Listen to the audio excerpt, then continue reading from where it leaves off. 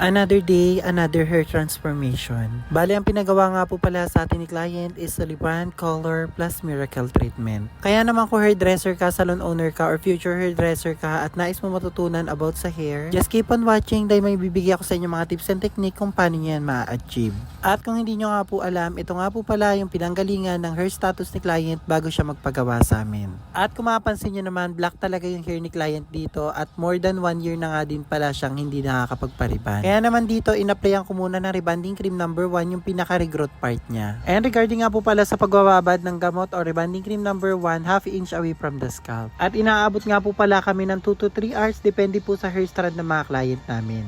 Nagre-re-application nga din po pala kami ng rebonding cream number 1 every 30 to 45 minutes. Sinasagawa nga po pala ang re-application to make it sure na lahat ng hair strand is ma-applyan evenly. Mag-alalay lang naman tayo ng spray ng water sa anit ng mga client natin at sa mga hair nilang nagda-dry or nagda-damage. During procedure and during process ay maaari nyo din makita kung nag-straighten or nagpa-flatten ba yung hair ng mga clients nyo. Pag nakita nyo na pong nag-straighten or nag-flatten yung hair ng mga client nyo habang nakababad sila ng rebonding cream number 1 ay maaari nyo na din pong banlawan. Kaya naman nung makita ko nag-straighten or nag-flatten na yung hair ng client namin ay nag-proceed na din ako sa pag-aanlaw or pagbabanlaw. Kaya naman nung matapos kong banlawan yung hair ni client ay nag-proceed naman kami sa pag-blow dry. And regarding nga po pala sa tamang paggamit ng hair blower or hair dryer, mainit, mas mabilis pong matuyo.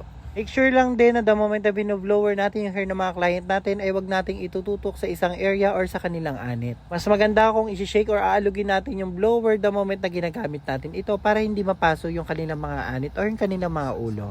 Nang matapos ko nga mo-blow dry yung hair ni client, ito na din po kagad yung naging resulta. At kung mapapansin nyo naman, nag-straighten or nag-flatten na din talaga yung hair ni client, even rebonding cream number 1 pa lang yung ginagamit ko sa kanya. After ko nga pala ma-blow dry yung hair ni client dito, nag-proceed na din ako sa paggamit ng hair iron or pagpaplansya. At sa mga nagtatanong naman po kung ano pong gamit namin hair iron is MAC hair iron po. Paggamit naman po ng heat temperature sa MAC hair iron ay nakadepende po ito sa hair strand ng mga clients natin. Kaya naman na matapos ko maplansya ng 100% ang hair ni client, ito na din po kagad yung naging resulta. At kung mapapansin nyo naman po, sobrang ganda, sobrang bagsak at super shiny na yung hair ni client. After pala niya, nag-proceed na din kami sa pag-a-apply or paglagay ko ng hair colorant sa hair ni client. Sa hair colorant naman po, nagbababad lang naman po kami ng 45 minutes up to 1 hour.